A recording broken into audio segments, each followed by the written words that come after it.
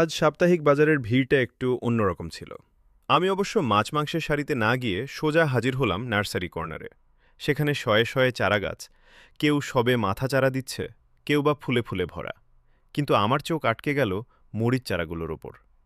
বিক্রেতা চাচা ঝুড়িতে সাজিয়ে রেখেছেন হরেক রকমের মরিচ গাছ। প্রথমে কিনলাম ক্যাপসিকাম, মিষ্টি মরিচ। সেটার পাতাগুলো বেশ চওড়া আর সতেজ। তারপর চোখে পড়ল বুলেট মরিচ আর লম্বাটে আকাশি মরিচ। ঝাল কেমন হবে জানি না, কিন্তু গাছগুলো যখন বারান্দায় সার বেঁধে দাঁড়াবে, দেখতে দারুণ লাগবে। সেই নাগা মরিচের খোঁজ সব যখন কেনা শেষ, ঠিক তখন কোনায় রাখা একটা টবে দেখলাম বিশেষ কিছু। পাতাগুলো অন্য গাছের চেয়ে একটু বেশি কুঁচকানো আর গাঢ় সবুজ। অভিজ্ঞ চোখে বুঝতে দেরি হলো না, ওটা আসল নাগা মরিচ। বিক্রেতা হেসে বললেন, মামা, এটা নিলে সাবধানে। একবার যদি ফল ধরে তবে গন্ধেই পারামাত হবে।